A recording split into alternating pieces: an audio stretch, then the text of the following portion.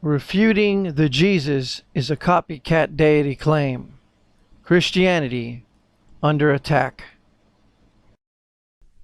Today, there are many claims by atheists that Jesus never existed, that Jesus is a copycat deity, that the Bible is a fairy tale book, that the Bible has no credibility to it. This documentary will prove with archaeological evidence that the Holy Bible is accurate and trustworthy with all it states. Archaeological evidence will show exactly where the tomb of Jesus is and where it has been preserved for over 2,000 years. Archaeological evidence will prove that Jesus was absolutely unique in human history, and Bible prophecy will show that there is a conspiracy by the rulers of this world to crown their Antichrist in a new world order, one world government, and to silence all Christians. There is a serious war being waged on Christianity today.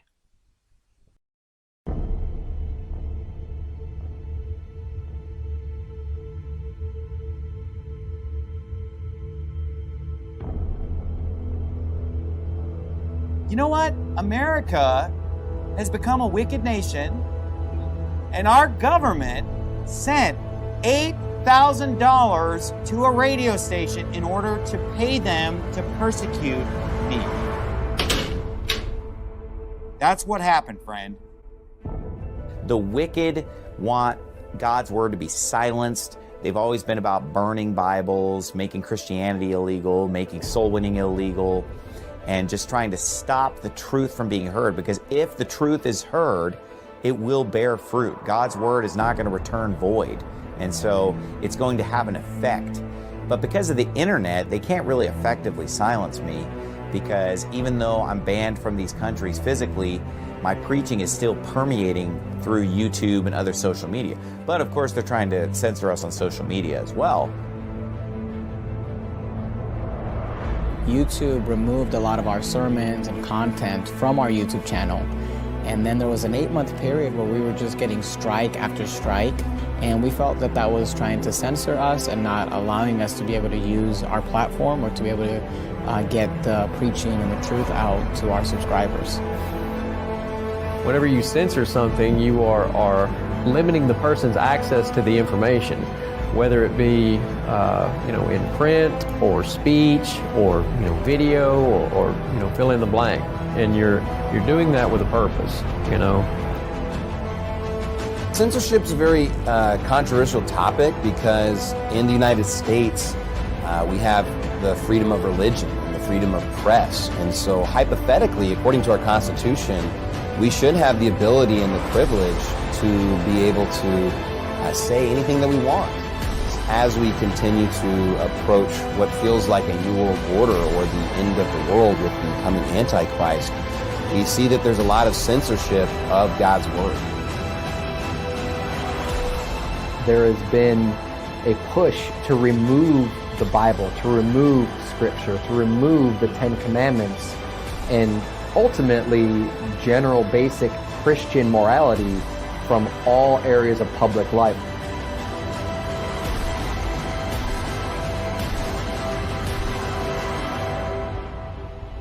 Hail, comrades! Hail, sisters and brothers, and hail, Satan! We are gathered here to celebrate the spirit of humanity in the dawn of a new American era. In a season when many commemorate the birth of Christ, we commemorate our own Genesis, the enlightenment of all humanity, a revelation of our nature as written in the annals of history, a gift from Lucifer, the light bringer, the morning star, and the rebel. We are Satanists. We engender moral, spiritual, and sexual freedom, personal independence, and insist upon personal choice in all things. We care for the significance of the individual spirit and personal moral responsibility. If you stand here today and embrace your nature, are free-thinking, self-governed, and godless, you too are a Satanist in the eyes of many in your own community, including those who represent you in your governments. including those who represent you in your governments.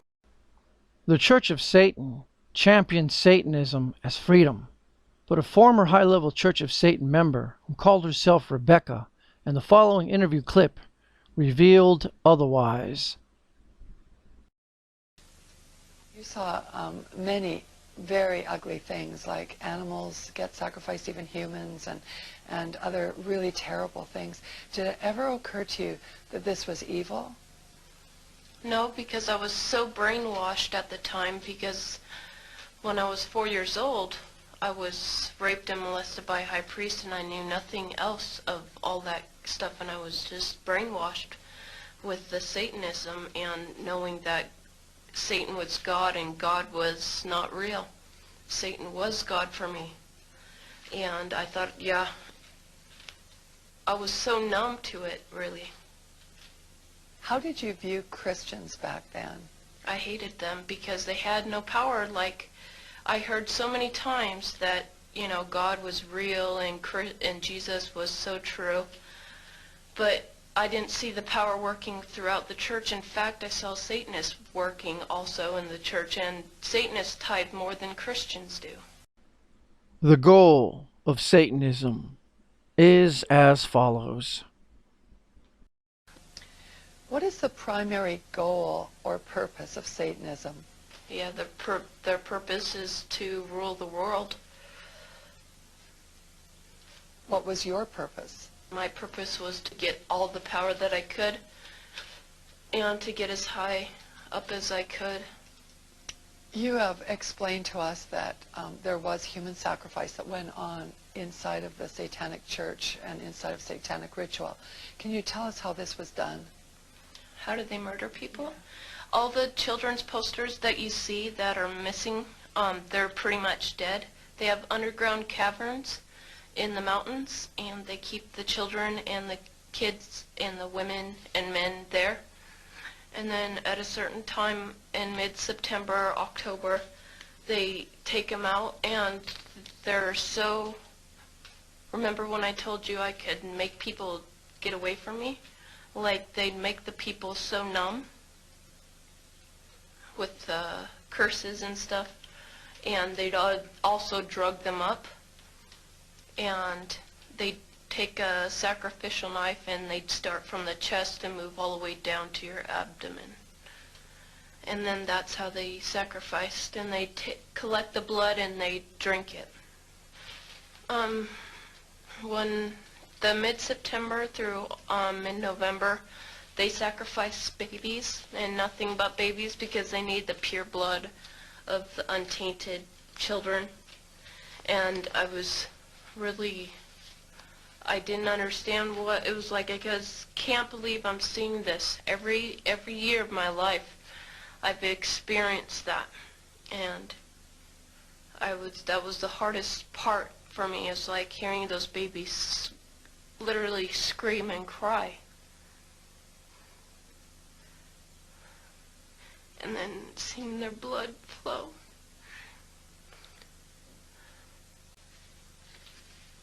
Rebecca, where did they get the babies? Yeah, they have mothers that are expecting, that they hold in the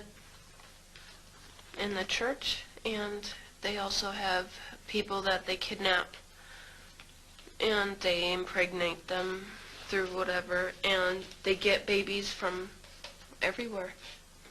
Why is it that no one knows this? Because there's Satanists in the police force and also in the government, the army. They're everywhere. They're even on the council of, yeah, the representatives of the United States also. And they're silenced because this is not being exposed, because they don't want it to be exposed. Rebecca, what happens to the people that want to come out of Satanism? They get killed. They get followed. They get taken. They get sacrificed in front of the congregation of the Satanic Church. Why? Because they know too much information about the Satanists and who their names and places of where they keep the people underground, and they just know too much information. It's like being in a gang or in a mafia. You don't get out alive without consequences. Is this difficult for you to talk about? It's really difficult because, yeah, I feel really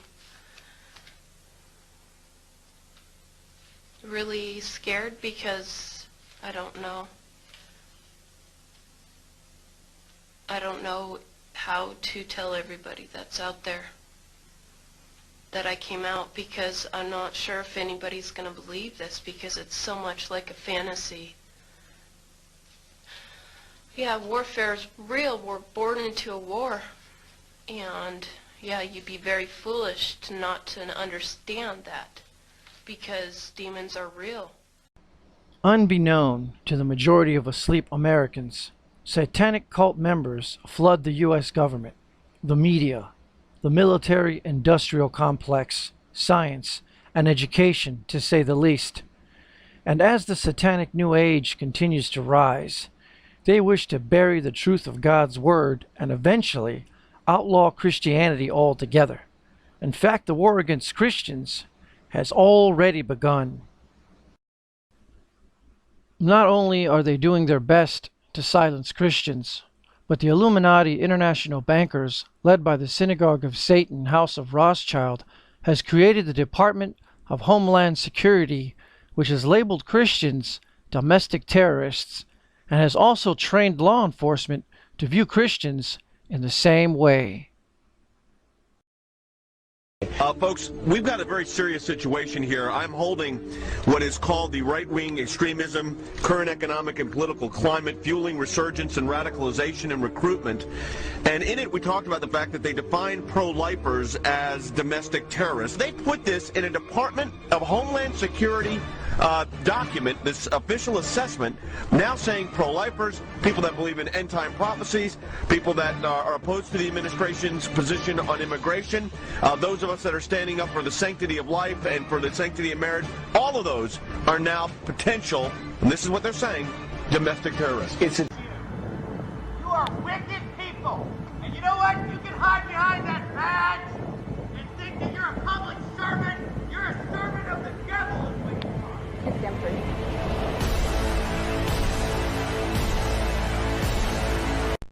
Our American children have been the victims of an educational system that has been purposely rigged to cram out atheists. A dumbing down of the American population has taken place.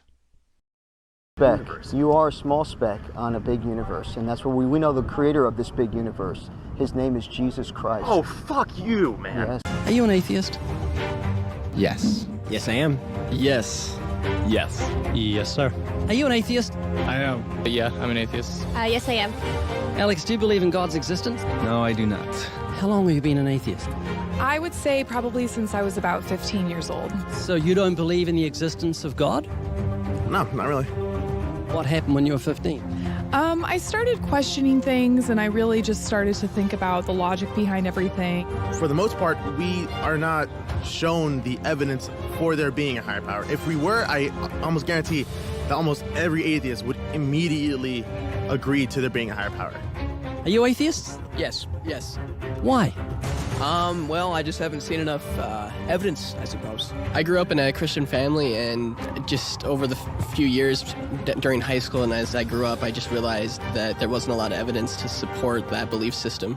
The reason American students are not taught archaeological or historical facts about the Holy Bible is because the truth is hidden from them by design, as is the evidence for God's existence. Before we get into the evidence, let's address the Jesus was a copycat deity claim that atheists love to make. Did you know that resurrecting gods are very common, especially among all the cultures that gathered in Rome around the time of Jesus? Those who encounter this claim online or elsewhere may start to wonder about the truth of the New Testament. Is the account of Jesus Christ simply a retelling of dying and rising pagan gods? If Jesus' life is similar to other pagan gods, does that mean that Jesus is also a myth? This argument implies that if gods we consider myth claim the same things that Christianity claims, that Christianity must also be false. This guilt by association mindset attempts to discredit the accounts of the Gospels by suggesting that life events attributed to Jesus are recycled bits of storytelling that are popular across different cultures and time periods. So what is a believer to think in the face of such assertions? There are two important questions that a believer should ask when tackling the Jesus myth allegations. 1. Are these alleged parallels to pagan gods historically accurate? And 2. If they were, what difference would it make? Are there really a number of gods who have biographies shockingly similar to that of Jesus of Nazareth? Names that are commonly included in this group of so-called similar gods include Mithras, Dionysus, and Osiris, among others. This claim is one version of this attack on the deity of Christ that is continually circulating online. Some claim that other gods share the attributes of being virgin born, being born on December 25th, which is not in the Bible, by the way, performing the same kinds of miracles Jesus did, dying, in some cases being crucified, and miraculously resurrecting from the dead. Let's examine several of the pagan gods that Christianity is alleged to have plagiarized, as well as 3 of these shared life events: a virgin birth, death, and resurrection. The claims of atheists and the uninformed. There's been many religions before Christianity. Yes. And they all had the same story as Jesus. There was the son of God, what's his name, was Kronos it started with a K. Yeah, and it was way before Jesus was born. Okay. And he died 3 days later, resurrected. Mm-hmm. And he was born on December 25th. And I was just telling my friend, I was like, okay, what's your point? And he was like, bro, like all this stuff happened way before Jesus. Now the truth about Mithras. And what I would say to somebody who said that Mithras was someone who predated Jesus, and therefore you're saying that what, Jesus borrowed, the New Testament writers borrowed from it, and they invented it? Here's the truth about Mithras. Number one, it's too late to influence Christianity because it's after Christianity. It's not before. If anybody took anything from anybody, it was Mithras taking it from Christianity, not the other way around. Secondly, he was born out of a rock, not a virgin. Thirdly, he was said to be a god, not a teacher. He didn't have 12 disciples. Number 4, he didn't sacrifice himself. He sacrificed a bull. And finally, we don't know anything about his death. There was no resurrection. So just because some website somewhere says all this stuff doesn't mean it's true. Mithras, unless you consider emerging fully grown out of a rock being born of a virgin, this god already has one strike against being similar to Jesus. Certainly he must have been crucified, right? No. Actually, Mithras didn't even die. He was believed to be taken to paradise on a chariot when still alive. Since he didn't die, he didn't resurrect from the dead. 3 strikes, you're out. Dionysus, also known as Bacchus. Dionysus doesn't fare much better. He was said to be conceived out of an affair between Zeus and a mortal woman, Semele. After Zeus's wife Hera found out, she tricked the mortal into demanding that Zeus reveal himself in all his glory. He reluctantly agreed, knowing that this would kill her. He was, however, able to rescue Dionysus and sewed him, or his heart, into his thigh until he was born. This is the claim for Dionysus' rebirth, a far cry from the death and bodily resurrection of Jesus Christ.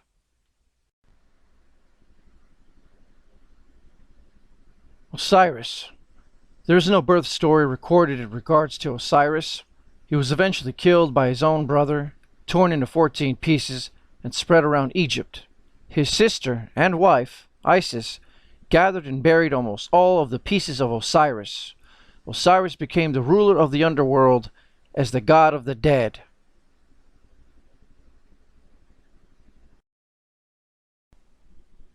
Some versions of the life of Horus say that Osiris was magically reassembled by Isis and impregnated her before becoming ruler of the underworld. Even if this version is to be preferred, it is worth noting that, unlike Jesus, Osiris would have been brought back to life by another rather than by his own power. And a reassembling is not the same as a resurrection. This is Peter Joseph, a filmmaker who wrote, directed, and produced the film Zeitgeist, which attacks the deity of Christ. Joseph has no credentials in religious doctrine, he has no credentials as a historian, and he has no credentials in archaeology. Besides Zeitgeist, other works by Peter Joseph include the music video God is Dead for the satanic English rock band Black Sabbath. A Black Sabbath is a witch's Sabbath. You won't find Joseph working for any Christians, but you certainly find him working for Satanists and those who push out satanic messages. Peter Joseph has openly expressed his hatred for Christians, which is very revealing to his agendas. The following is but one among hundreds of false claims that he makes throughout his propaganda film, Zeitgeist. Horus was crucified. Horus was crucified. Horus was crucified. Sorry, Peter Joseph, but the mythical Horus could have never been crucified, for crucifixion was a Roman practice carried out thousands of years after Horus's death. There is nothing in recorded history that documents that crucifixion was ever an Egyptian practice. Crucifixion was a Roman method of execution put into practice thousands of years after the mythical Horus died. They may as well say that Horus was killed in a motorcycle crash. This is how mistaken Peter Joseph's film Zeitgeist is. He couldn't be any more wrong. Rather than being crucified, most versions of the Horus myth do not have a death recorded at all. In some instances, it was believed that he merged with the sun god Ra, and each sunrise is a symbol of him being reborn each day. Again, this is hardly similar to the resurrection of Jesus, which happened one time in recorded history. Fortunately, a proper defense of Jesus' unique claims to deity does not hinge solely on an examination of these other pagan gods. Let's pretend that one or more of the previously mentioned gods really did share the same biography as Jesus, particularly in the areas of their birth, death, and resurrection. Would this disprove the gospel accounts of Christ? The short answer is no, it wouldn't. Here's why. We determine the historical accuracy of an event or person based on evidence, not on uniqueness. We do not demand that the details be completely unique in order to consider them to be true. Take this example as shared by Greg Kukel of Stand to Reason. Did you know there's a book that was written around the turn of the last century about a ship that was an unsinkable ship which hit an iceberg on its maiden voyage and sank? The name of the ship in this story is the Titan.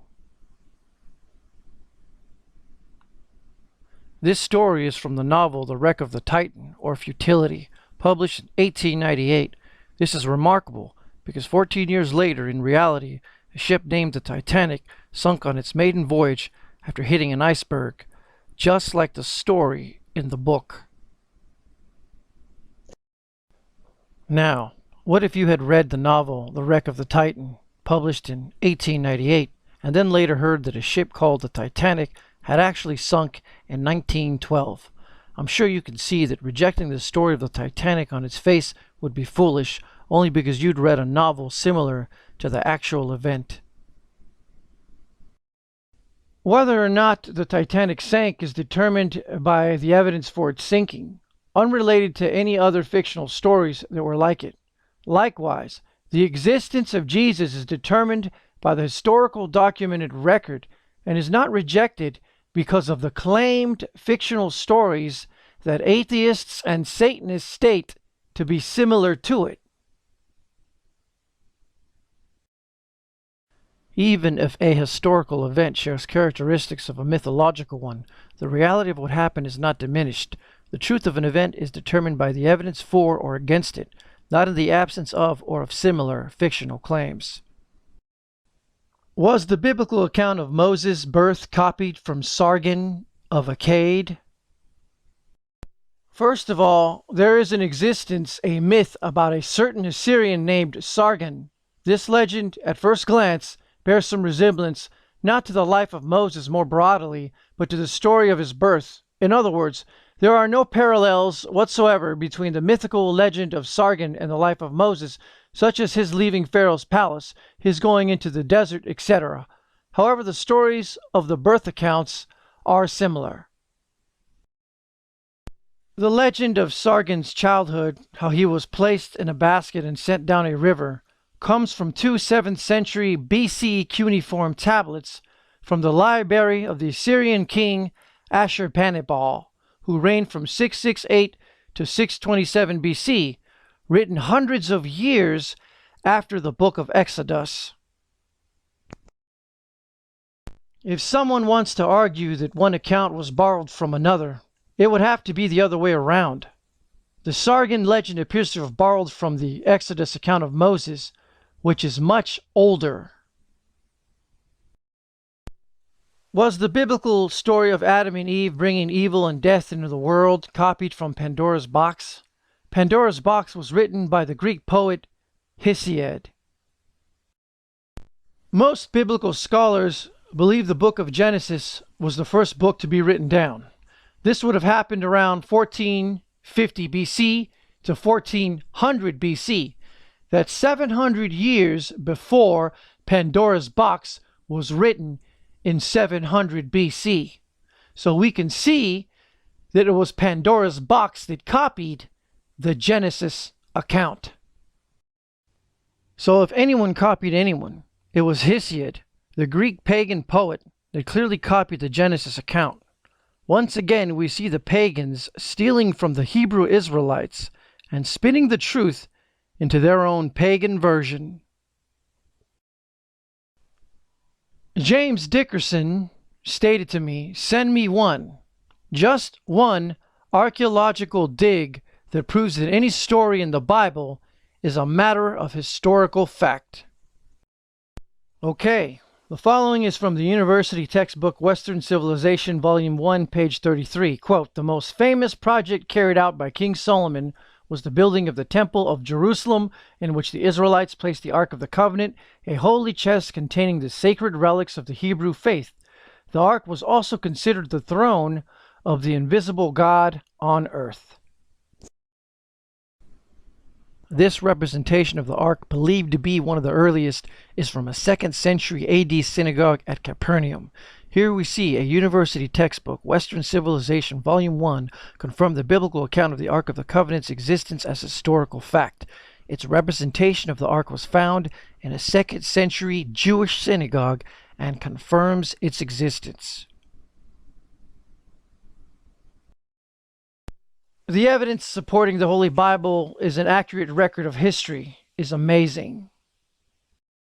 Yet in the last 100 years, more than 25,000 archaeological digs have unearthed evidence validating the Bible as an accurate record of history. Yet in the last 100 years, more than 25,000 archaeological digs have unearthed evidence validating the Bible as an accurate record of history. Disinformation agent Jordan Maxwell, real name Russell J. Pine, attempts to compare the ancient sun worship to Christianity, and William Cooper rebukes him on his radio show. Many atheists and disinformation agents try to make the claim that Christianity is nothing but a copy of the ancient sun worship. Here's Jordan Maxwell, Russell J. Pine, talking about the ancient sun worship religion, as he is clearly comparing it with Christianity.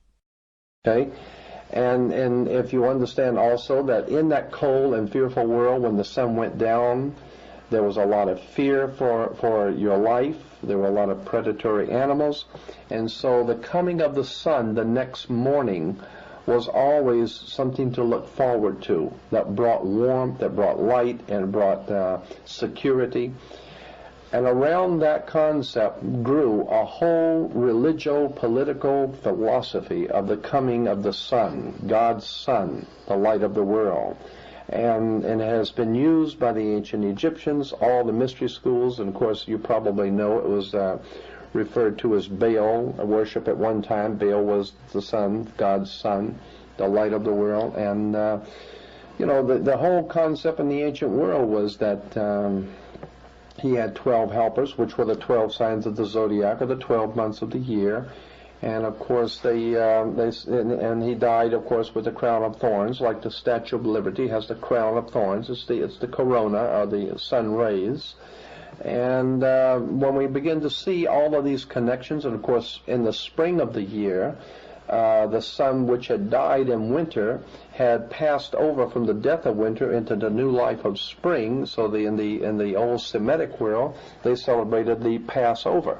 And we even say that today when someone dies, they passed on, or they passed away, or they passed over. Right. And so we get the old symbolism out of Egypt of the sun dying in the winter and passing over to the new life in spring.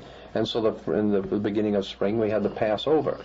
Is an interesting thing, too, about the sun, is that the ancient world realized that on the December 22nd, which was the winter solstice, they noticed something interesting on the sundials. And of course, the sundials being round, they could each degree for each day. They noticed that on the 22nd, the sun did not move. On the 22nd, it stayed on the sundial on the same degree. On the 23rd, it stayed on the same degree. It didn't move any further south, and it didn't start back north. On the 24th, it was still in the same degree on the sundial. It didn't move. So they said, the ancient Egyptians said, anything that was moving and is now not moving is dead. So therefore they said God's son died and was in his tomb or dead for 3 days. Then on December 25th, anything that was dead and in his grave and not moving for 3 days and now begins to move back to the northern hemisphere, it moved its first degree. So on December 25th, they said God's son is born. On December 25th. Now, in the real world, let's clarify something for a lot of people who are listening out there. You're not talking anything about Christmas. You're not talking about what Christians traditionally recognize as, I'm getting as the birth of Christ. You're getting into the symbolism of the ancient religion of the sun, which was later perverted in Christianity to reflect this in order to capture the pagan worshipers into the Christian church. Absolutely, right. Now, what I'm saying is that because December the 25th is not Christ's birthday. No, not at all. No, it's the birthday of the sun. Right. Again, Maxwell is incorrect. December 25th is not the birthday of the sun, but rather the day the pagans claimed to be the birthday of the sun. The symbolism of the ancient religion of the sun was absorbed into Catholic Christianity in order to appeal to the pagans.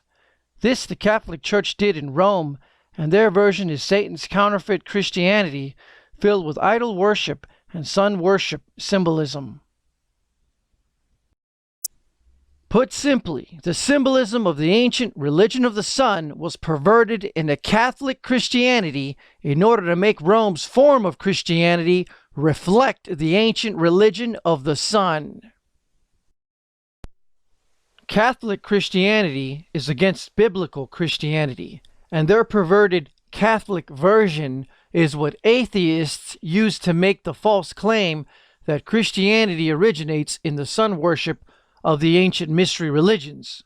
Real Christianity originates with the prophets of God and Jesus Christ himself.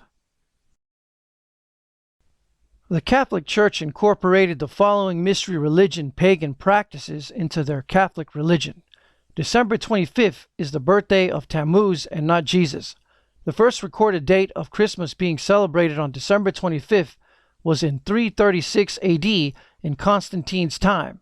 A few years later, December 25th was declared the birth of Jesus by Catholic Pope Julius I, even though historically it was not the birthday of Jesus Christ.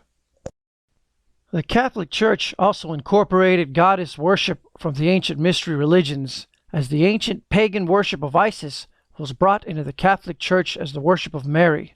They blasphemed one of the 10 Commandments, "Thou shalt have no other gods before me," Exodus 23, and turned the mother of Jesus into a false god, as the Bible condemns the worship of anyone except God, God the Father, Jesus, and the Holy Spirit. What are the ancient mystery religions? The title of the book is The Bloodlines of the Illuminati. What exactly is the Illuminati?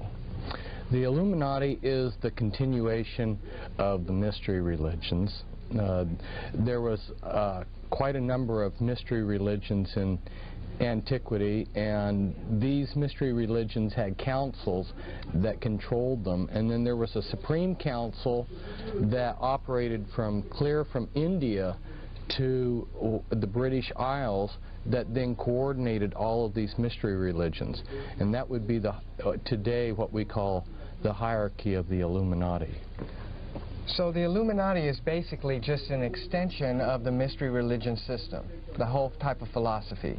Yes, it was a way of hoarding knowledge and power to a few special people. Let's just say that there are other ancient gods whom have biographies similar to Jesus, as atheists falsely claim. Well, this would simply be Satan's attack on the Godhead, which Satan has seen God, and Satan uses his knowledge of God and the message written in the stars by God to corrupt the truth in order to deceive humanity from the truth of God. The Bible states, "And God said, Let there be lights in the firmament of the heaven to divide the day from the night, and let them be for signs, and for seasons, and for days, and years." Satan/Lucifer and the fallen angels perverted the Creator's gospel message that was written in the stars and turned that message into sun god worship religions, as they attempted to astrologically allegorize the message of God that would eventually be written down into letters by the Old Testament prophets of God and the New Testament disciples of Christ. The ancient sun god religion also included idol worship, which the Catholic Church also incorporated from the ancient pagan sun god worshipping mystery religions. The Catholic Church also incorporated a Sunday Sabbath into the Roman Catholic religion. The sun god was worshipped on Sunday, and under Constantine the Sabbath, which was originally held on Saturday, began to be held on Sunday for the sun god rather than for the biblical God. Now, I'm not saying that Christians worship the sun god. I'm saying the Sabbath was originally held on the 7th day of the week, which is Saturday. Christians obviously worship Jesus Christ. The sun symbolism and all-seeing eyes on and inside Catholic churches are symbolisms of the ancient mystery religions whom worship the sun god, which is another name for Satan. The satanic Babylonian trinity was King Nimrod, the sun, Semiramis, the queen of heaven, and Tammuz, the reincarnated Nimrod. The satanic trinity in Egypt is a copy of this, is Osiris, Isis, and Horus. See, Satan, whom is familiar with the Godhead, created his own version of it. For the invisible things of him from the creation of the world are clearly seen, being understood by the things that are made, even his eternal power and Godhead, so that they are without excuse. Romans 1:20. So as you can see, Satan, who was a fallen angel who had access to the throne of God, knows all about the Godhead that is made up of God the Father, God the Son, and God the Holy Spirit. 3 persons, 1 God. Here's another verse that talks about the Godhead Trinity. And God said, "Let us make man in our image, after our likeness." Now man was not made in the image of angels, and angels are not made in the image of God. This is Jesus talking to God the Father and God the Holy Ghost / Spirit about making man in God's image, which Satan/Lucifer hates. Scientists such as Richard Dawkins have stated many false claims about Jesus' existence. Reading your book, The God Delusion, you say that it's under scholarly dispute among historians that Jesus actually existed. Now, I checked with the ancient historians. That is not so. And it disturbed me. History is not natural science. But what I don't understand is this, why you would write something like that. I don't think it's a very important question whether Jesus existed. There are some historians, most historians think he did, some They historians certainly don't. do. I couldn't find an ancient historian that didn't. Well, there are one or two, but I don't really care, actually, because precisely because it's petty. Let God be true, but every man a liar. Romans 3:4. Now Richard Dawkins takes back his false claim about Jesus. When you look at history, and let's leave aside, maybe I alluded to the possibility that some historians think Jesus never existed. I take that back. Jesus existed. Atheists love to say Jesus never existed. Well, let's examine what the ancient historians said about Jesus Christ.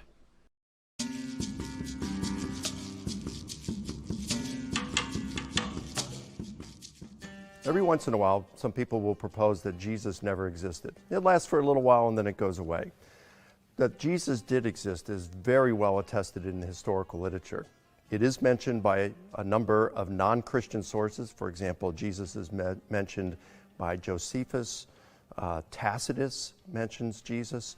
Lucian of Samosata mentions him. Marabar Serapion mentions Jesus. The Talmud mentions him. Jesus has, according to the Gospels, a number of brothers. It's very difficult to have brothers of someone who didn't exist.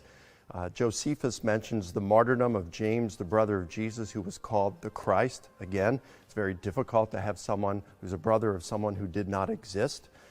You have the Apostle Paul, who was out persecuting Christians within just almost immediately after Jesus' crucifixion. And why would he persecute the followers of a movement of someone who had never existed, and that this person is supposedly had existed within just a couple of years within when Paul's persecuting Jesus? So the historical evidence we have is quite strong that Jesus existed. In addition, we have a number of Christian sources who mention Jesus. We have multiple independent sources with the Gospels. You have Paul, the letters of Paul. You have the book of Hebrews. You have other New Testament literature. These are multiple independent sources, and although they're a Christian, you just can't discount them because they're Christian. It would be rare to find a professional historian or biblical scholar who would propose that Jesus never existed. When atheists ask for evidence for the existence of Christ in history, the person asking the question wants outside of the Bible sources, which will be given here. However, the Word of God itself is an important source for the evidence of Jesus' existence in history. For example, Jesus prophesied in 30 A.D. that the second Jewish temple would be destroyed, where there would be not one stone left upon another, Matthew 24:2. In 70 A.D., 40 years after Jesus' death and resurrection, we saw the fulfillment of this prophecy by Roman General Titus. Roman General Titus led the Roman assault against Jerusalem in 70 A.D., and the second Jewish temple was destroyed this same year, with not one stone left upon another, exactly as Jesus Christ had prophesied. The Bible has prophecy that was given by God to the prophets of God and written down into the books of the Bible. Likewise, the prophecy of a one-world currency that will be inserted in our hands and foreheads has arrived. Revelation 13, 16, 18. You know this is the microchip. And soon, a one-world government, Revelation 13, 7, with a one-world ruler, the beast, also known as the Antichrist, will arrive. The global elite refer to the coming one world government as the New World Order. Also, the prophecy found in Daniel 12:4 that people would be going to and fro, back and forth, we see today with the advent of modern forms of transportation, cars, trains, planes, space shuttles, etc. Also, the prophecy that knowledge would increase, also found in Daniel 12:4, we see today with the advent of the internet as knowledge has truly increased. The vast majority of scholars, Christian and non-Christian, will grant that the epistles of Paul were in fact written by Paul in the middle of the 1st century AD, less than 40 years after Jesus' death. In terms of ancient manuscript evidence, this is extraordinary strong proof of the existence of a man named Jesus in Israel in the early 1st century AD. It is also important to recognize that in 70 AD the Romans invaded and destroyed Jerusalem and most of Israel, slaughtering its inhabitants. Entire cities were literally burned to the ground. We should not be surprised then if much evidence of Jesus' existence was destroyed. Many of the eyewitnesses of Jesus would have been killed. These facts likely limited the amount of surviving eyewitness testimony of Jesus' existence. Considering that Jesus' ministry was largely confined to a relatively unimportant area in a small corner of the Roman Empire, a surprising amount of information about Jesus can be drawn from secular, that is, non-biblical, historical sources. Some of the more important historical evidences of the existence of Jesus include the following. The 1st century Roman Tacitus, who is considered one of the more accurate historians of the ancient world, mentioned superstitious Christians from Christus, which is Latin for Christ, who suffered under Pontius Pilate during the reign of Tiberius. Suetonius, chief secretary to Emperor Hadrian, wrote that there was a man named Christus, or Christ, who lived during the 1st century. Source: Annals 1544. Flavius Josephus is the most famous Jewish historian. In his Antiquities, he refers to James, quote, the brother of Jesus, who was called Christ, end quote. There is a controversial verse in Antiquities 18:3 that says, quote, now there was about this time Jesus, a wise man, if it be lawful to call him a man, for he was one who wrought surprising feats.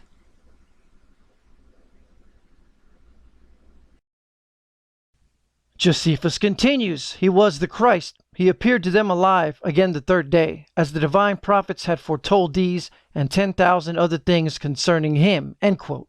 One version reads, quote, at this time there was a wise man named Jesus. His conduct was good, and he was known to be virtuous, and many people from among the Jews and the other nations became his disciples. Josephus continues, Pilate condemned him to be crucified and to die.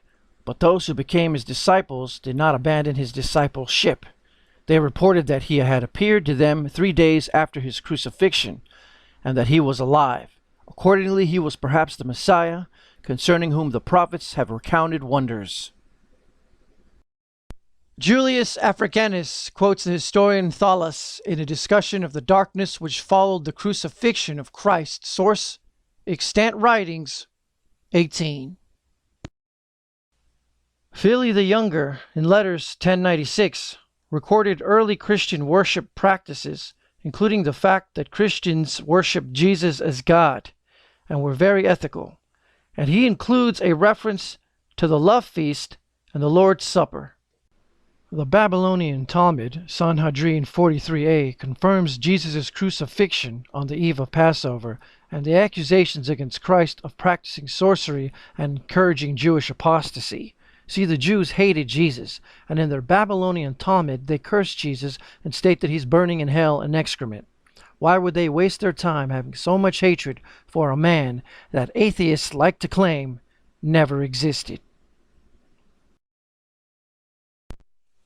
Lucian of Samosata was a 2nd century Greek writer who admits that Jesus was worshipped by Christians, introduced new teachings, and was crucified for them. He said that Jesus' teachings included the brotherhood of believers, the importance of conversion, and the importance of denying other gods. Christians lived according to Jesus' laws.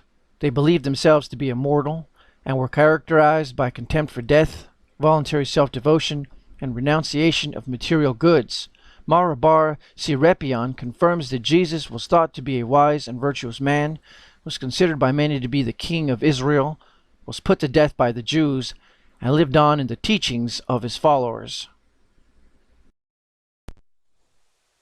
Then we have all the agnostic writings, non-Christian sources, which are the Gospel of Truth, the Apocryphon of John, the Gospel of Thomas, the treatise on resurrection, etc., that all mention Jesus' existence.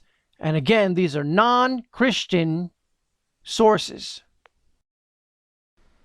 In fact, we can almost reconstruct the gospel just from early non-Christian sources. Jesus was called the Christ. Josephus did magic, led Israel into new teachings, and was hanged on Passover for them. Babylonian Talmud in Judea. Tacitus, but claimed to be God and would return. Eliezer, which his followers believed, worshiping him as God. Philly the Younger. Does the age of the earth disprove the Bible? Is the earth really 4.5 billion years old? Now you say, well, Pastor Anderson, what about all the evidence, the carbon dating, the radioactive isotopes? What about the fossils? Well, here's how that works. When God created this earth, and it isn't complicated to understand, when God created this earth, He created it as a mature earth. Right. For example, when He created man and put him in the Garden of Eden, He didn't put a baby there. Right.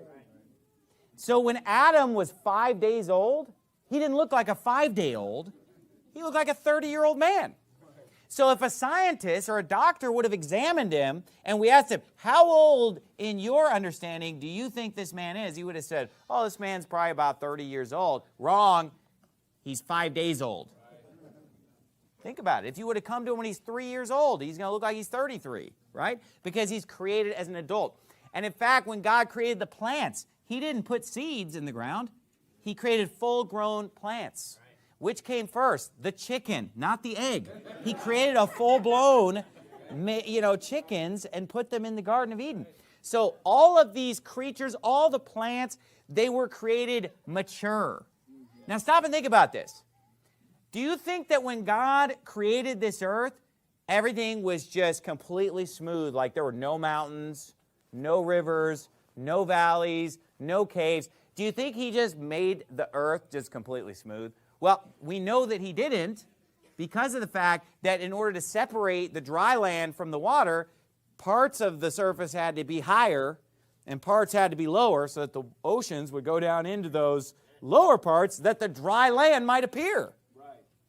So, when the geologist looks at mountains and rocks and says, oh, this would take millions of years, or God just put a mountain there that looks like it's been there for millions of years, just like a man that looks like he's been there for 30 years, just like if you would have cut down the trees in the Garden of Eden and counted the rings and said, oh, this is a 300-year-old tree. No, it's 300 minutes old. Do you see what I'm saying? So God created a mature earth. Some stalactite or stalagmite, you could look at it and say, oh, this is how long it would take to form. Or God just created stalactites and stalagmites already existing. Okay, so that's one point. And then the second point is that God sent a catastrophic global flood on this earth that also wreaked great havoc and created all kinds of fossils and created all kinds of canyons and shifting of the plate tectonics that made a lot of the geographic features that we see happen quickly. And there are so many places that you can go, even just in Arizona, where even the evolutionist, God-rejecting, Bible-rejecting guides of the tour groups and museum docents will tell you, like, this is a mystery to us. We don't know how this petrified forest happened. We don't know how this Grand Canyon happened. We don't know this about this meteor crater and that. There are a lot of things that they can't explain. But when you go down to ASU here and get in the science department, boy, they have all the answers down there. I mean, they know everything, what happened. So you can't gauge the history of the earth and get the year through science. Why? Because science can't account for the fact that it was already created mature. in the first place. And science disregards the clear evidence of a global flood. Even though the evidence for it is everywhere, they don't want to hear that. Does the Big Bang disprove the Holy Bible? The Big Bang Theory was actually created by a Kabbalist occultist. Rabbi Isaac Luria, who is said to be the greatest Kabbalist in world history, anticipated concept for concept the theory of the Big Bang origin of the universe in his Kabbalist doctrine Shattering of the Vessels. Thus the cosmology of a 16th century Jewish Kabbalist was validated by being staged and passed off as science 400 years later. The Kabbalah is Jewish mysticism, i.e., the occult. Quote, the Kabbalah teaches magic, or the art of intercourse with the spirits and supernatural beings. One cannot be a convinced Kabbalist without soon becoming a magician and devoting oneself to the practices of occultism. End quote. Quote, the Kabbalah is occult science itself. It is the secret theology of the initiates, theology essentially satanic. In a word, the counter-theology. Our God, the God of the Christians, is the power of evil in the eyes of the Kabbalists, and for them the power of good, the real God, is Lucifer.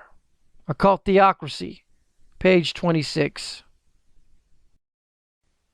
It was George Lemaitre, a Catholic Jesuit priest, who proposed the Big Bang in 1927.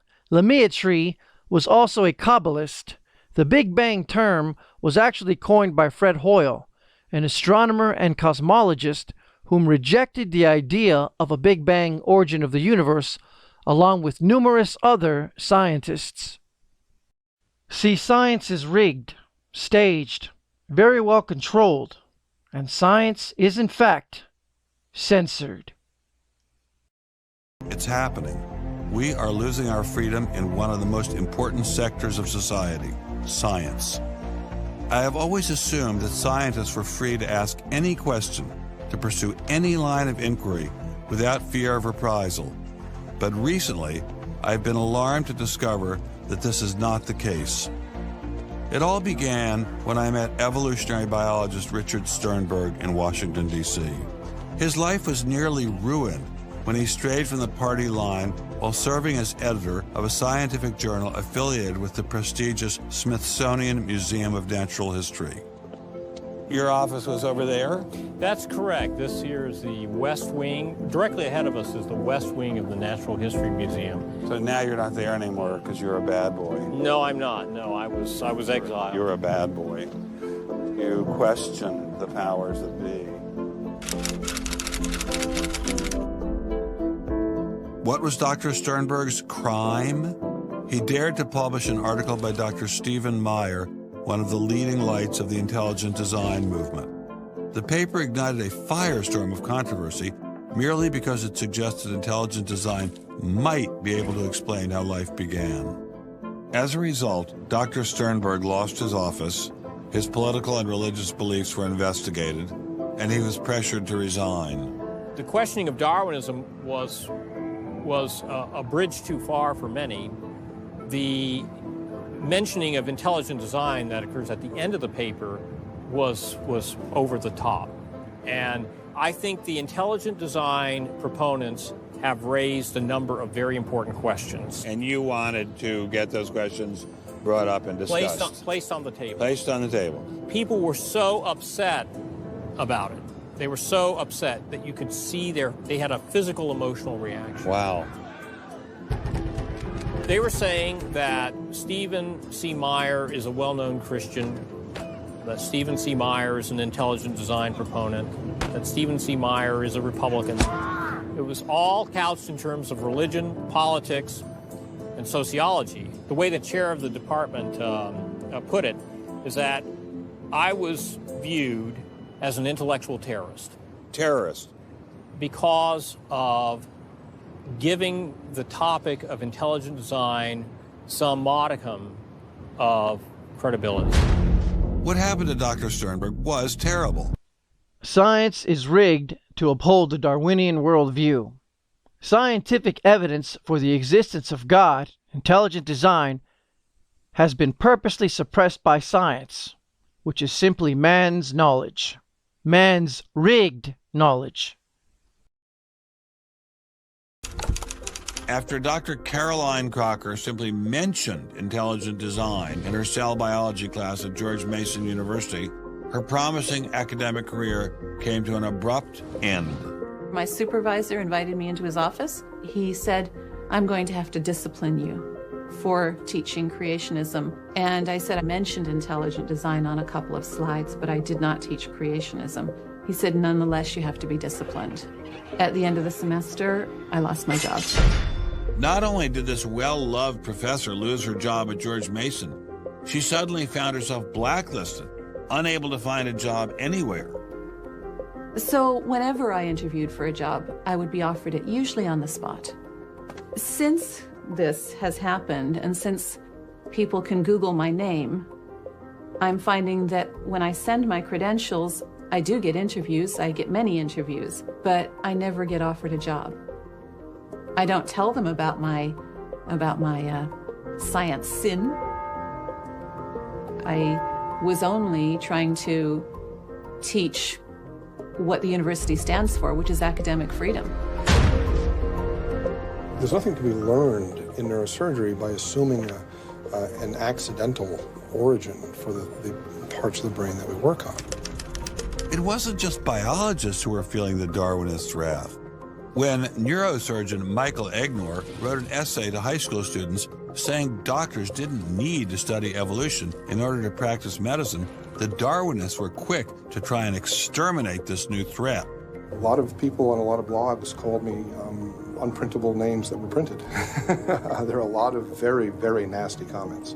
Other people suggested that people call the university I work at and suggested perhaps it's time for me to retire. I realized when I kind of went public with my doubts about the adequacy of Darwin's theory that I would encounter criticism. What has amazed me is the viciousness and the sort of baseness of it. I'm an old guy. I have tenure. I'm academically safe. But the young people and what is happening to them in America right now because of this scientism gulag is really terrible. Apparently, Professor Marks was not as safe as he thought. A few months after this interview, Baylor University shut down his research website and forced him to return grant money once they discovered a link between his work and intelligent design. In order to attract grants, you have to market yourself. So you put up sites and call yourself labs and groups and things like that in order to get visibility.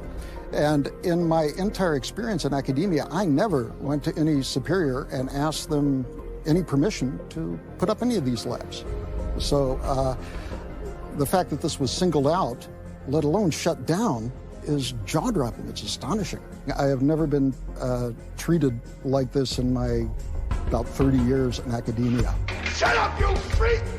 I say shut up! It's a madhouse! If you peel back the onion, I think that there is no doubt that the center of this is my work in what some would call intelligent design. People really get emotional about this. Whenever you say intelligent design in a room of academics, them's fighting words. Creationists. Astronomer Guillermo Gonzalez found himself in a fierce shootout with Iowa State University following the publication of his book, arguing that the universe is intelligently designed. Despite a stellar research record that has led to the discovery of several planets, his application for tenure was denied, putting his career in jeopardy. I worried about my tenure a little bit in 2005 when the petition was being circulated because I viewed that as a strategy of Hector Avalos and his associates to try to poison the atmosphere on campus against me because he knew I wasn't tenured yet and I was very vulnerable. I have little doubt that I would have tenure now if I hadn't done any professional work on intelligent design. Dr. Gonzalez had this advice for scientists who might be thinking about following his example. If they value their careers, they should keep quiet about their intelligent design views. Science has been controlled and steered for a very long time now to ignore evidence for intelligent design, i.e. God. And those scientists whom have been honest about evidence for intelligent design have been demoted or fired. This continues today. It's the kind of thing where you just learn to keep your mouth shut. In addition to those scientists who were willing to appear on camera, we encountered many more who didn't dare show their face for fear of losing their jobs. You use an intelligent design perspective to get the research done, but you're not allowed to talk about it in public. And so there is definitely incentive, if you think about it, for people to remain within the mainstream. You know, what's he up to? What is he thinking? Is he one of them? That kind of thing. If I write intelligent design, they hear creationism. They hear religious right. They hear theocracy. So it appears Mr. Shermer, the self-styled skeptic, was wrong on this one. Intelligent design was being suppressed in a systematic and ruthless fashion. Science will say what its controllers want it to say. And science is controlled by the Illuminati, aristocratic, elite families. And when we see an elite, and it is an elite that controls essentially all the research money in science, saying there is no such thing as moral truth, science will not be related to religion. I mean, it's essentially official policy of the National Academy of Science that religion and science will not be related. I mean, hey, you know, that cuts off a lot of debate, doesn't it? What's going to happen if this doesn't change? Well, I think we're watching it happen, aren't we? Roger Morneau was a secret society member, and this secret society was made up of aristocratic elite families. Morneau was told by the secret society high priest that evolution was in reality a satanic deception that was pushed upon the masses. And the priest went on saying that the plan of Satan to deceive the human family this way, he says is the most intriguing thing to his mind. And he went on saying how it was going to be brought about. He said that a fellow by the name of Darwin and another fellow by the name of Thomas Henry Huxley would be used by the spirits because in their childhood they had been hypnotized by medical doctors, and they figured that they would be real good subjects to lead the people into this belief that they had, that Satan wanted to bring into people's lives. That's right. The third point was what? Was to destroy the Bible without burning it. Okay. See? And what was his strategy on that? On that, it was very interesting, because after the Great General Council, it was decided that Satan would tutor Charles Darwin personally in setting up the principles of his theories of evolution. He was tutored by Lucifer himself, fallen Lucifer. Now, he made a unique statement. He said that according to the spirits, anyone that teaches a theory of evolution is considered to be a minister of the great religious system. See, they call it the religious system, the theory of evolution, because it is a system of schooling people and getting them to disqualify themselves and being members of Christ's kingdom. And he said that every teacher of that theory is recognized by the spirits as a person of great value and receives a very special unction from Satan himself, giving great power to induce spiritual blindness, to convince and convert. 3 capacities are given to those teachers of the theory. Then, that's not all. The priest says that Satan considers the teachers of the theory of evolution to be so valuable to him that in the sight of all the inhabitants of the galaxies, he assigns a retinue of bright, beautiful angels to follow that educator all the remainder of his life. And that in the sight of the inhabitants of the galaxies is the greatest honor that he can bestow upon his workers on mankind and to, until the controversy is finished. Before we get into the archaeological evidence for Jesus' birth and the Holy Bible, we will look at Bible end-time prophecy and the coming satanic New World Order. For the first time in history, we have seen a movement, a political and social movement that is truly global in nature. So it's not just a new order, it's a new world order, and in that sense it's quite accurate, because this is new in history. When we emerge from this war, we will be the only superpower on earth. No nation since the Roman Empire will have been so dominant in the world as we will be on the day that this conflict ends. If you look at the wars that we're in, 134 wars that we're involved in, that this country has made a decision to attempt to imperialize and deconstruct other countries, destabilize other countries, we can see that we're a country of war now. Why? It's called resources, it's called money, it's called greed, it's called all the things that they want to have that are not ours to have. And it appears to me that if there were anything that I could look at that would show that there is a new world order, is the entanglements that the United States military is involved in from a globalist view that is killing people, destroying countries with no conscience whatsoever.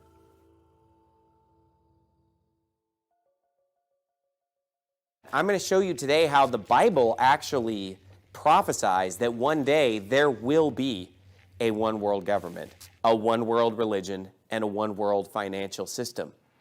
There is no doubt that Scripture warns of a new world order. There is no doubt about that.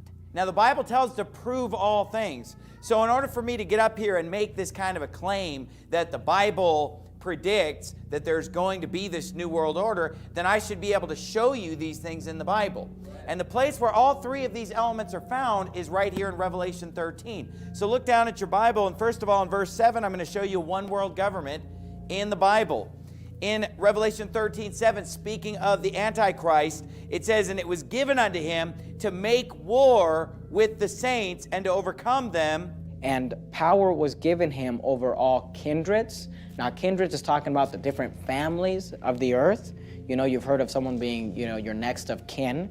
And then he says, and tongues, which the word tongue is just talking about languages, and nations. So there we see a one world power, a one world government, where one man, one system is given power over all kindreds and tongues and nations. That is the Bible outlining for us the coming one world government.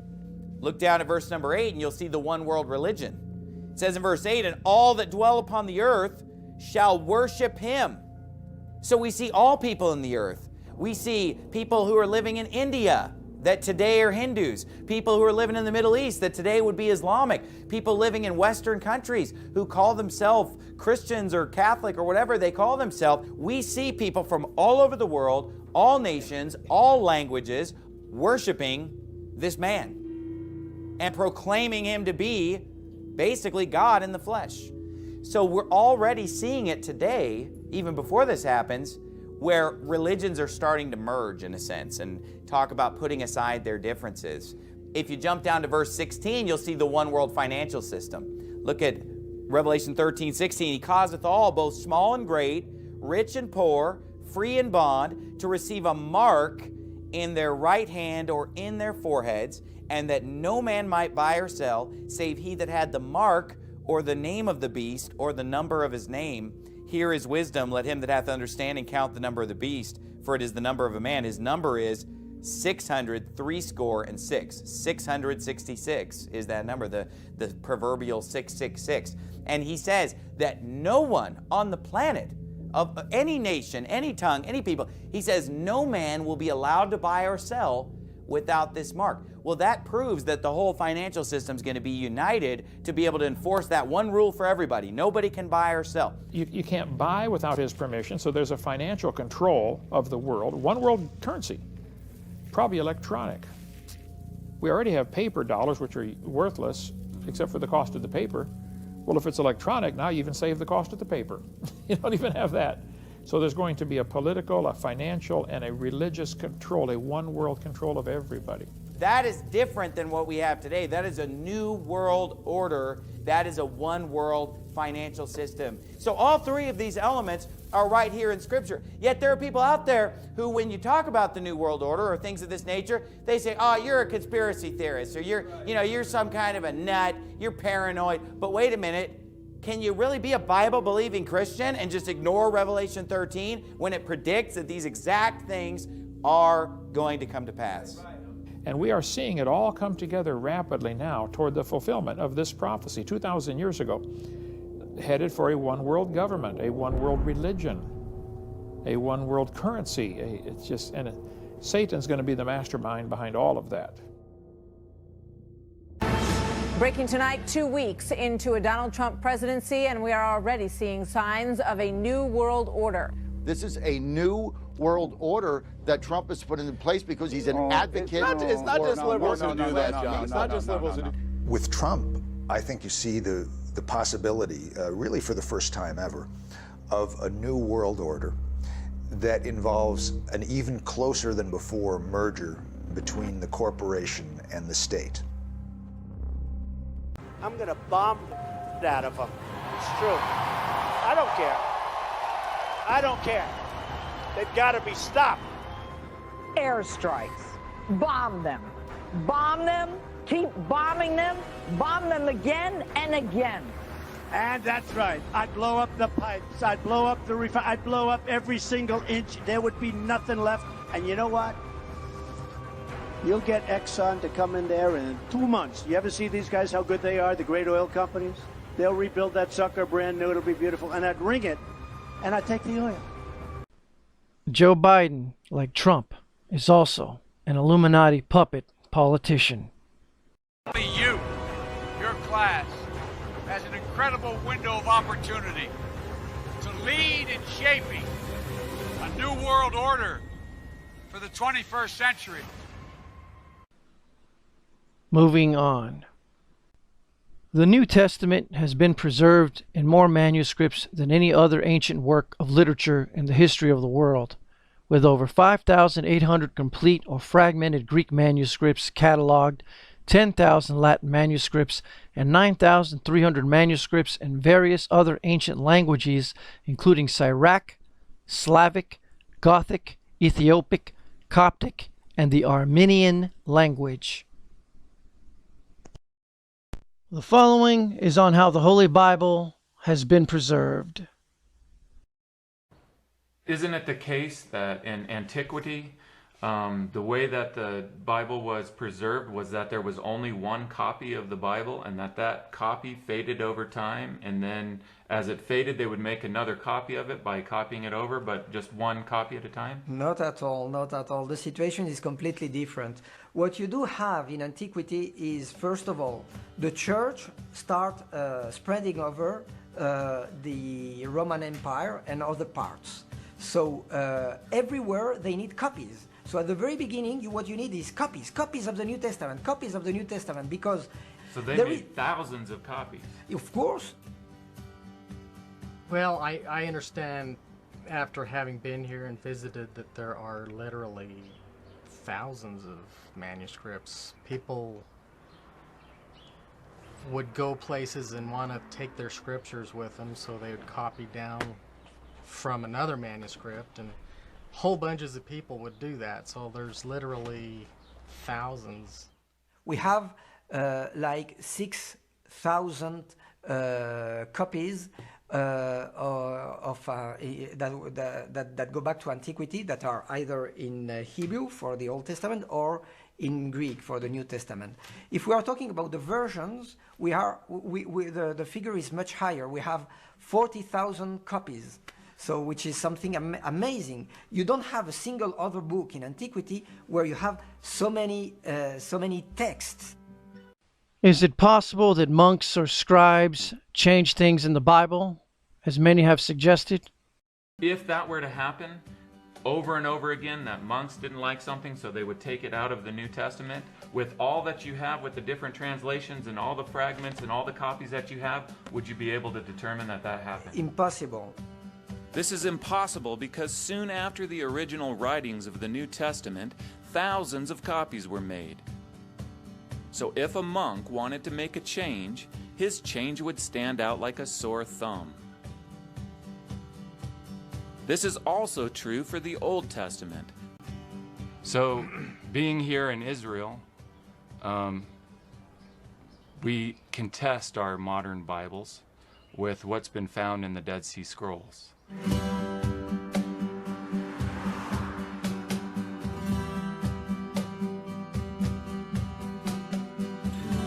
I met up with Dead Sea Scroll expert Dr. Randall Price, who is excavating at Qumran, where the Dead Sea Scrolls were discovered.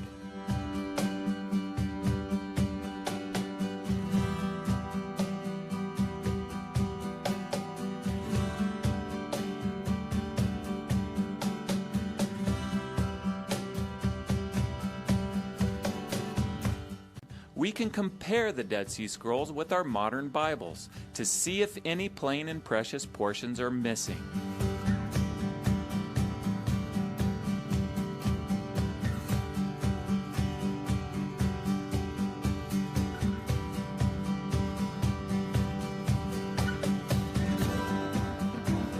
This is Cave 1. This is where the first discovery of the Dead Sea Scrolls was made. So the plain and precious things were missing, this is saying, after the 12 apostles and after the scriptures went to the Gentiles. What does the Dead Sea Scrolls say about that? Because that would predate that. Yeah, obviously this is before Jesus' birth, before the birth of the church. They were hidden away, not discovered for 2,000 years after. So it gives us a chance to look at a history before any of this became controversy or any possible changes could have been introduced. And it tells us that the texts remain unchanged. There's nothing different between it and the translation from which our modern Bibles come. So there's nothing missing. Are these plain and precious portions missing from the New Testament? Look, when we are talking about the New Testament, we are talking about the best ever well-known book of antiquity. And the difference between what we know about the New Testament and any other book from antiquity is amazing. The thousands upon thousands of ancient manuscripts and fragments of ancient biblical manuscripts can easily be compared to our modern Bibles, and one thing is clear. God has preserved His Word as He stated He would. So Mormons, Muslims, Catholics, atheists, etc. are not using accurate sources when they say the Bible is corrupt or that the original message was lost. For our modern Bibles can easily be compared to the numerous ancient manuscript copies that have been passed down for centuries. We can see it has been perfectly preserved. There is no other ancient manuscript proven as authentic as the Holy Bible. None even comes close. When we compare all the ancient copies of the New Testament that we have, the differences are very small. So you cannot even show me a text where this has been done, because the difference between the different copies that we have are very, very, very tiny. They don't affect the substance of the meaning. It is like saying, instead of how can I put it, but saying however. It is this kind of small and tiny changes. You don't have changes that affect the substance of the meaning of the New Testament. Biblical prophecy also proves the Bible is God's Word. We can also test the prophets in the Bible. The central theme of the prophecies made by the Old Testament prophets is in the coming of a person, known as the Messiah, someone who would come to save and eventually rule the world. The writers of the New Testament believed that Jesus Christ was this Messiah. In the New Testament, the title Christ has the same meaning as the Old Testament title Messiah. The first biblical prophet we will test is Micah. Around 700 BC, Micah prophesied that the Messiah would be born in Bethlehem.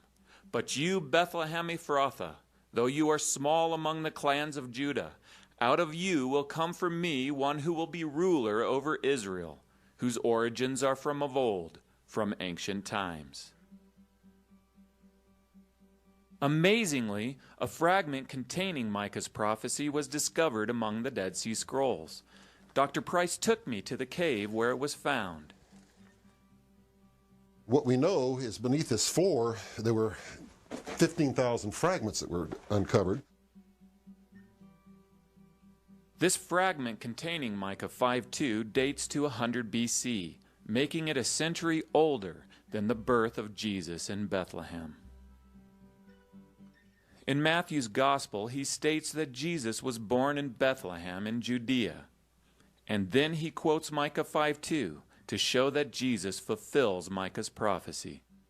So there is a link between the prophecy of Micah and then in the New Testament it is said that he was born in Bethlehem and that he fulfills that prophecy.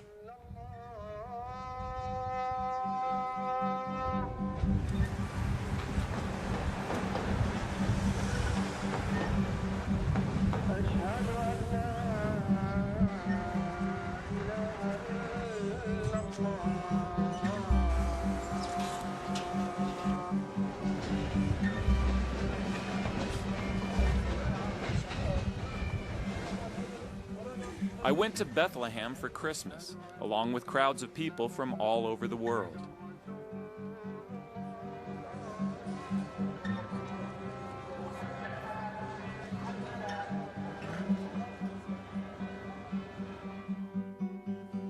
This is the Church of the Nativity. It's built over the traditional place of Jesus' birth, a site that pilgrims have been visiting for almost 2,000 years. Jewish archaeologist Dr. Gabriel Barkai has been working in Israel for more than 40 years. Listen, I'm very objective. First of all, I'm an archaeologist, and I'm not Christian. Where personally do you believe that Jesus was born? Under the Church of Nativity in Bethlehem, there are some caves. And those cavities were in use in the first century beyond any doubt. For very important places, very significant places in Christian faith, I would regard the traditional places as authentic.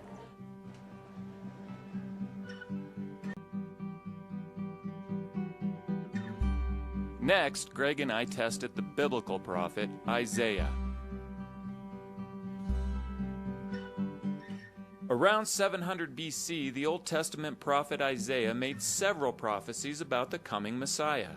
One of the most significant was the prediction that the Messiah would come from the ancestry of King David. In love, a throne will be established. In faithfulness, a man will sit on it, one from the house of David. The oldest copy of this prophecy dates to 125 BC and is preserved in what's known as the Great Isaiah Scroll. It was time for Greg and I to make the climb up to cave number 1, where the Great Isaiah Scroll was discovered.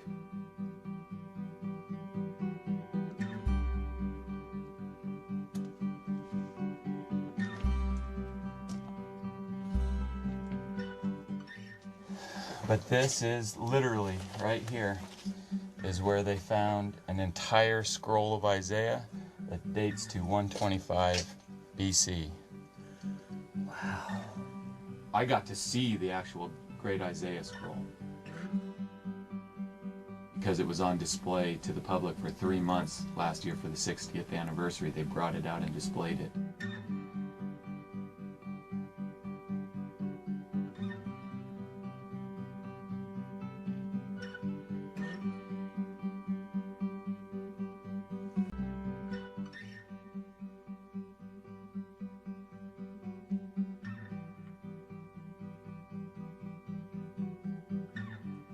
Isaiah says that the Messiah will come from the house of David. Do we know that the house of David is real? So the house of David, which is first mentioned in the Bible, but is also mentioned extra-biblical sources, such as the Tel Dan inscription. This is one of two inscriptions that have been found dating to the 9th century BC that specifically mention the historical House of David. The House of David is the family out of which the Messiah is supposed to come. So we have two ancient inscriptions that mention the House of David specifically? Yes, both of them 9th century BC. And then was Jesus from the House of David? That is the tradition which we have in the New Testament.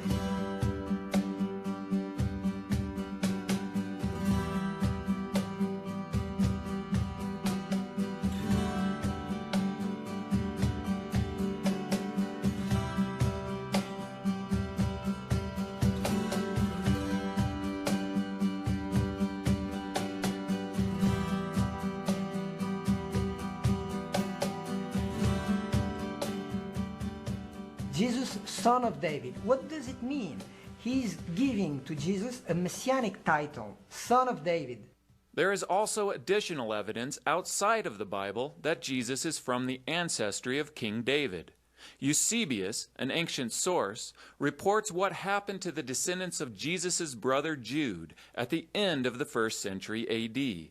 The descendants of Jude were related to Christ himself, and they were brought to the emperor, and he asked them if they were descendants of David, and they confessed that they were.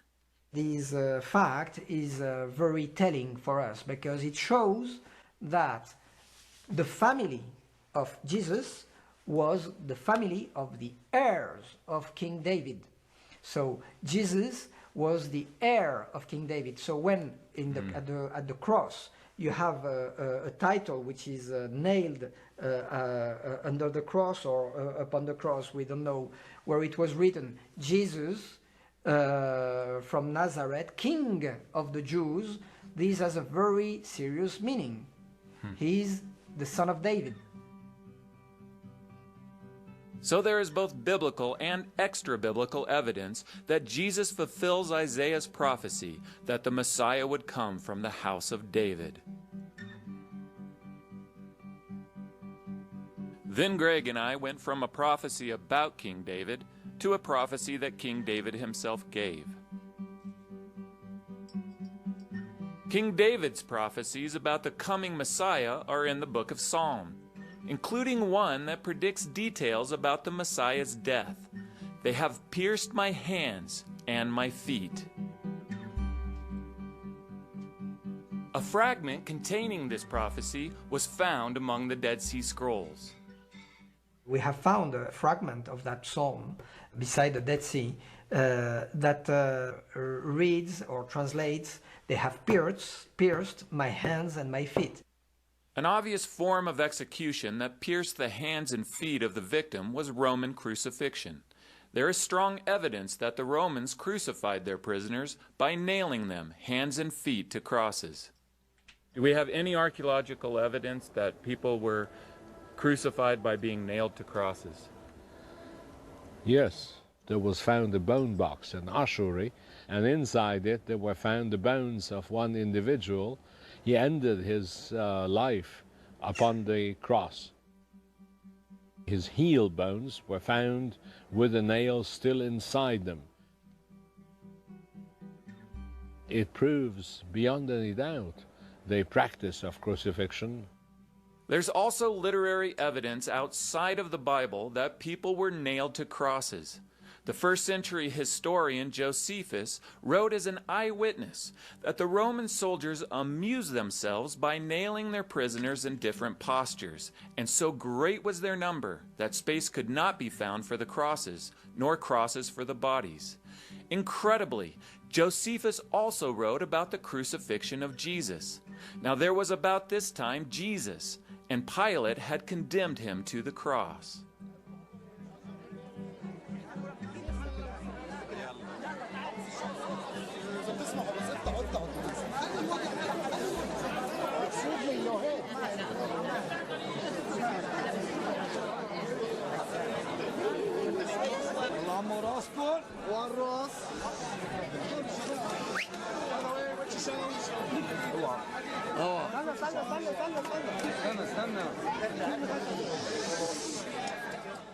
I joined the crowds in the streets of Jerusalem on Good Friday as they commemorated the crucifixion of Jesus, an event that took place almost 2,000 years ago. In the New Testament, the eyewitnesses to Jesus' crucifixion wrote about the nail marks in his hands. The Greek word that is that appears there is precisely nail. So Jesus was really nailed. And also you have in the book of Acts, it is clearly said, and the word that you have in Greek clearly says that Jesus was nailed.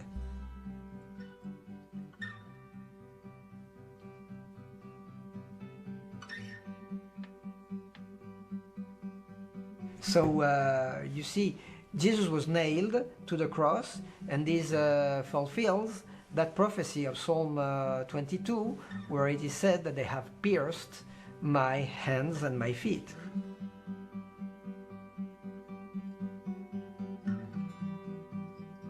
David's prophecy that the Messiah would die by having his hands and feet pierced is preserved in a Dead Sea Scroll fragment that is over 100 years older than when Jesus was nailed to a cross through his hands and his feet.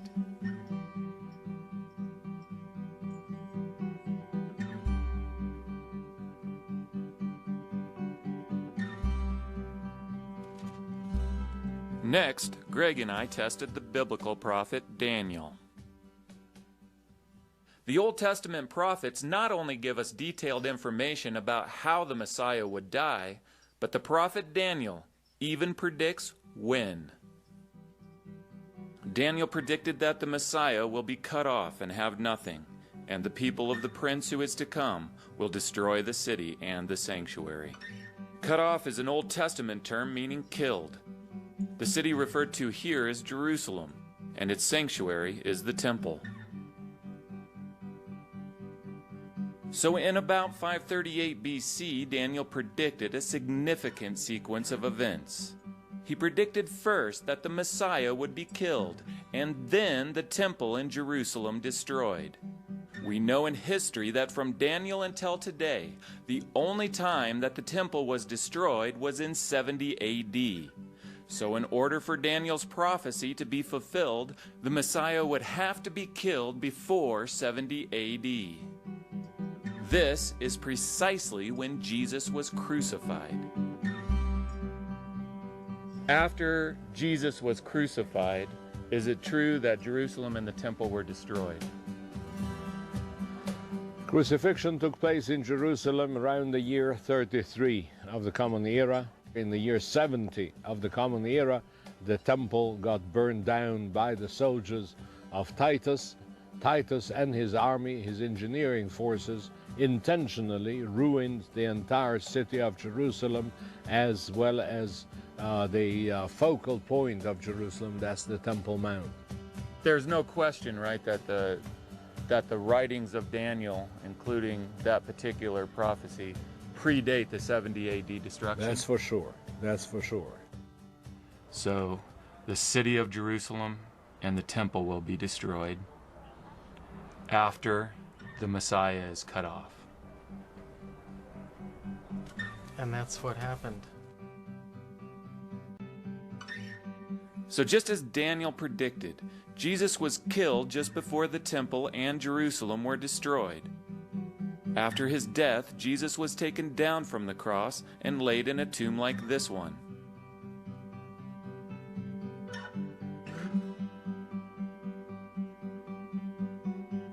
This tomb is 2,000 years old, dating back to the time of Jesus.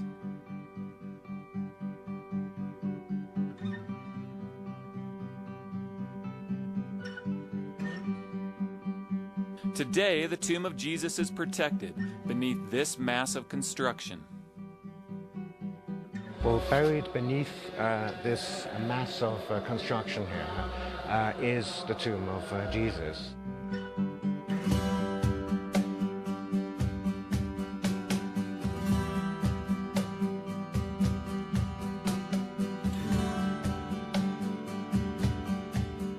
There is a very, very ancient tradition about the location of the tomb and the place of crucifixion, which is in the Church of the Holy Sepulchre. This is Dr. Shimon Gibson. He is a secular archaeologist who has personally excavated here in the Church of the Holy Sepulchre. If I weigh up all this evidence that I have, the archaeological historical evidence, this has to be the tomb of Jesus. And it's nothing, I'm not swayed by any kind of sort of religious belief here. It's based on archaeological historical evidence. This has to be the tomb of Jesus.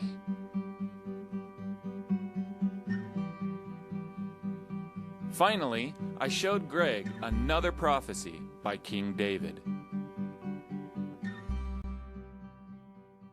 David not only prophesied about how the Messiah would die, but he goes on to predict that he would not stay in the grave, but would again know the path of life. You will not abandon me to the grave, nor will you let your Holy One see decay. You have made known to me the path of life. The disciples believed that Jesus was the fulfillment of David's prophecy. Because his body did not decay in the grave, he had risen from the dead. On the third day after Jesus' burial, some of his women followers found his tomb empty.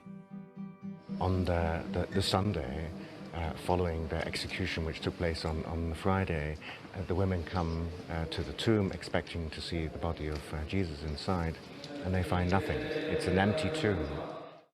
I talked with Dr. William Lane Craig, the author of the groundbreaking book, Assessing the New Testament Evidence for the Historicity of the Resurrection of Jesus. We have very, very strong literary evidence for the empty tomb, namely the evidence found in the Gospels and the rest of the New Testament. In the Gospels, an angel at the empty tomb tells the women, "He is not here, he is risen." The original explanation that the disciples themselves, the eyewitnesses, gave was God raised Jesus from the dead. That was the message they proclaimed in Jerusalem and were willing to die for. There is no doubt that the apostles saw Jesus' resurrection as a direct fulfillment of David's prophecy. In fact, the apostle Peter quotes David's prophecy in his sermon and preaches that David died and was buried, and his tomb is here to this day.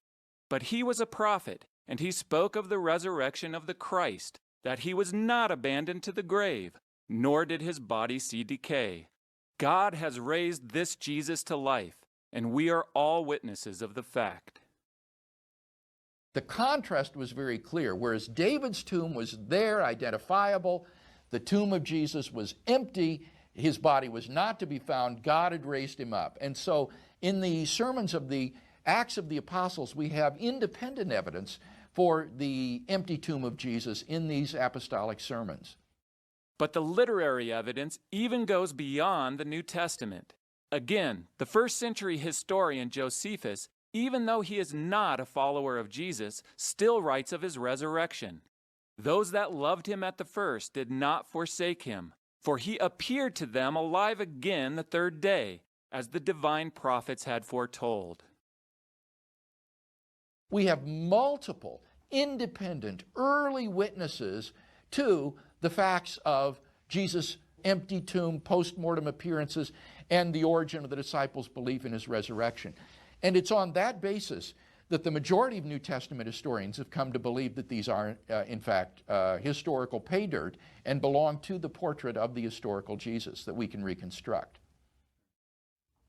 When I weigh the historical evidence pertinent to the resurrection of Jesus and the various competing hypotheses to explain this evidence, then I'm convinced, objectively and honestly, that the best explanation of this evidence is the hypothesis that the original eyewitnesses gave, that God raised Jesus from the dead. And for that reason, I think that this was a historical event. Even today, pilgrims return to the site of Jesus' tomb to celebrate his resurrection, just as they have been doing for almost 2,000 years. Once a year, pilgrims from all over the world pack into the Church of the Holy Sepulchre. A fire is then lit from within his tomb and is spread from candle to candle through the church, then throughout Jerusalem, and then to the ends of the earth.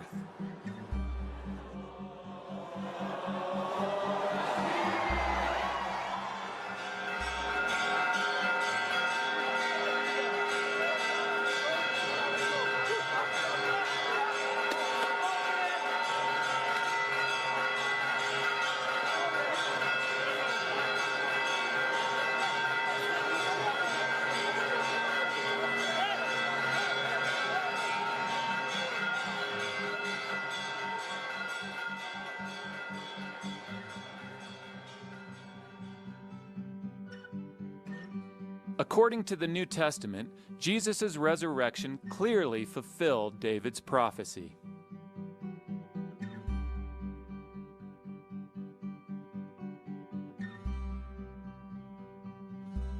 In this world, there are over 6 billion people alive today.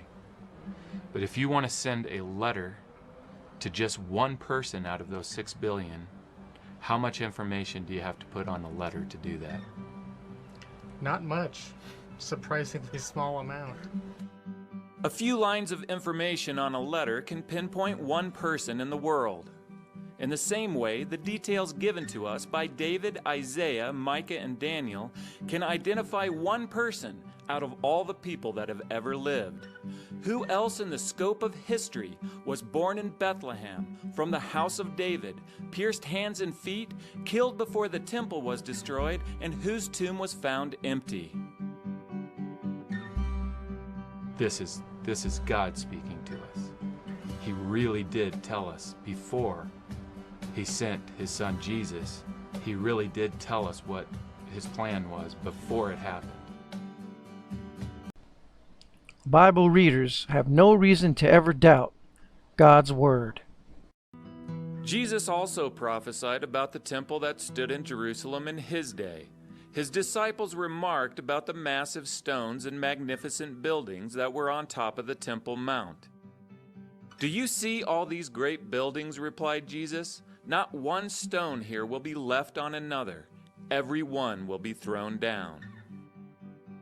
Jesus is specifically predicting about the buildings, that they would be so thoroughly demolished that not one stone would remain on top of another. Not only this, but all these stones would be thrown down off the Temple Mount platform. Is there any archaeological evidence for the prophecy of Jesus and the destruction of the temple that there wouldn't be one stone on top of another? This is the evidence. This is the evidence. Look at it. It speaks for itself. There is evidence in front of our eyes to the prophecy that came through.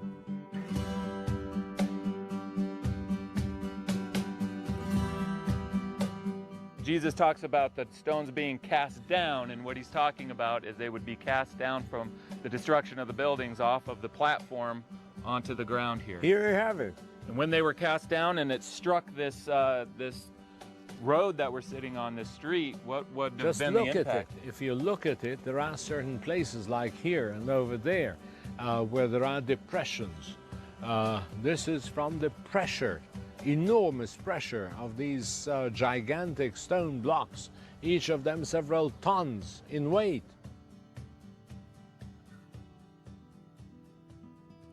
Now the 9th of Av, or Tisha B'Av in Hebrew, is traditionally thought to be the date of the destruction of the temple, and on that day laments are said for the destruction of Jerusalem, and on the eve and the morning of that day they read the book of Lamentations.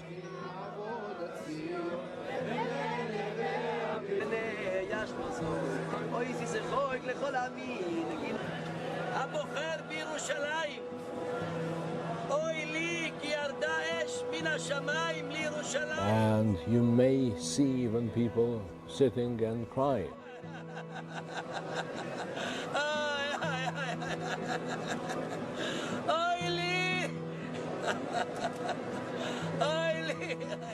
This is an event which took place almost 2,000 years ago, and they still feel it as if it was yesterday.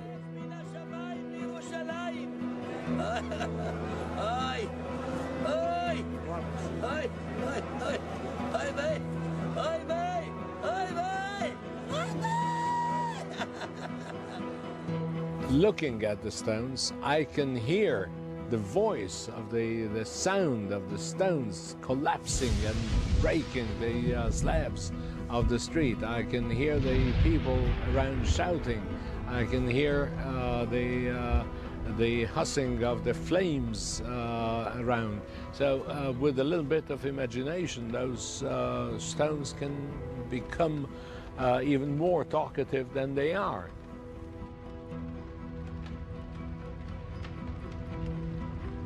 Not a single building of Jerusalem was left, and not a stone upon a stone of the temple remained.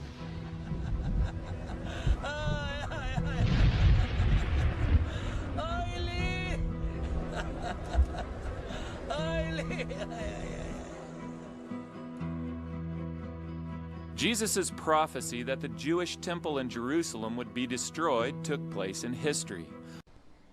Jesus lived, made numerous prophecies which have come true, and Jesus is going to return again, as Jesus Christ cannot lie. While Greg remains a member of the LDS Church, he made a commitment with me that he would thoroughly study these things out for himself. And I am convinced that anyone who is willing to do the same will fulfill the promise that Jesus made almost 2,000 years ago. Then you will know the truth, and the truth will set you free.